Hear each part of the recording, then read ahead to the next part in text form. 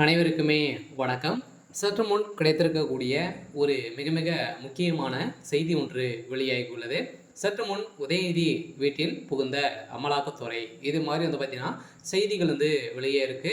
So அனைவருக்குமே தெரியும், உதயநிதி ஸ்டாலின் அவர்கள் வந்து பார்த்தீங்கன்னா ஏற்கனவே செந்தில் பாலாஜியுடைய வழக்கில் டாஸ்மாக் குடி நிறுவனத்தில் நடந்த ரெய்டின் அடிப்படையில் சதுரடியாக உதயநிதியுடைய பேரும் வந்து அடிபட்டு இருந்தது இல்லையா? ஸோ இந்த 1000 கோடி வந்து பார்த்தீங்கன்னா எங்கே வந்து சென்று இருக்கு அப்படின்ற மாதிரி வந்து பார்த்தீங்கன்னா அமலாக்கத்துறை அதிரடியாக ரெய்டுகள் நடத்தியிருந்தாங்க. இந்த ரெய்டின் அடிப்படையில் 2வது முறையாக நடந்த ரெய்டின் அடிப்படையில் தான் ஸோ அவர்கள் கொடுத்த வாக்குமூலத்தின் அடிப்படையில் உதயநிதிக்கு தான் இந்த அமௌண்ட் அனைத்துமே வந்து சென்றிருக்கு. அதே மாதிரி வந்து பார்த்தீங்கன்னா உதயநிதி நயன்தாரா என்ற பேரில் வந்து பார்த்தீங்கன்னா ஒரு 1000 கோடிக்கு மேலே வந்து பார்த்தீங்கன்னா சொத்துக்கள் வந்து ரிஜிஸ்டர் பண்ணியிருக்காங்க. ஸோ இந்த நிலையில் தான் இப்போ அதிரடியாக உதயநிதியுடைய கதை ஒட்டுமொத்தமாக முடிஞ்சிருக்கு.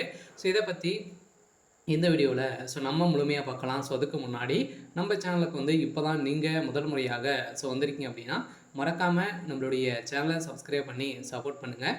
ஸோ வாங்க வீடியோக்குள்ளே போகலாம். ஸோ வந்து பார்த்தீங்கன்னா உதயநிதி ஸ்டாலின் அவர்கள் வந்து ஏற்கனவே அவர் வந்து துணை முதல்வர் ஆனதுலேருந்தே ஒரு மிகப்பெரிய பிரச்சனைகள் அவருடைய வாய்க்குழுப்பாலே பார்த்தீங்கன்னா ஸோ அவருடைய இமேஜை வந்து குறைக்கக்கூடிய அளவுக்கு தான் அவர் வந்து பேசி வர்றாரு.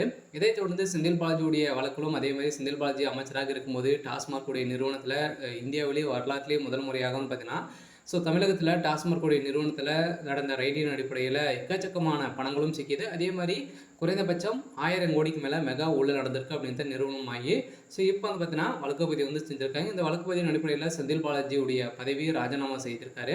இதைத் தொடர்ந்து திமுக வந்து பார்த்தீங்கன்னா முக்கிய பிள்ளை திமுகவுடைய அறிவாலயமே வந்து பார்த்தீங்கன்னா இதில் சிக்கியிருக்காங்க அப்படின்னு தான் ஒரு மிகப்பெரிய டவுட் வந்து பார்த்தீங்கன்னா மாற்றிருக்காங்க. இந்த உதயநிதியுடைய வழக்கை வந்து பார்த்தீங்கன்னா இப்போ சிபிஐக்கு வந்து மாற்றிருக்காங்க. இந்த அமலாக்கத்துறை வழக்கை சிபிஐ மூலமாக வந்து பார்த்தீங்கன்னா விசாரிக்க வேண்டும் அப்படின்ற மாதிரி இப்போ அதிரடியாக நீதிமன்றம் உத்தரவு போட்டிருக்காங்க. இதன் அடிப்படையில் தான் செந்தில் பாலாஜி அவர்கள் வந்து ஏற்கனவே டெண்டர் விஷயத்தில் வந்து பார்த்தீங்கன்னா எக்கச்சக்கமான கோடிகள் வந்து பார்த்தீங்கன்னா 350 கோடிக்கு மேலே வந்து பார்த்தீங்கன்னா அரசுக்கு வந்து இழப்பீடுகள் வந்து செஞ்சுருக்காரு.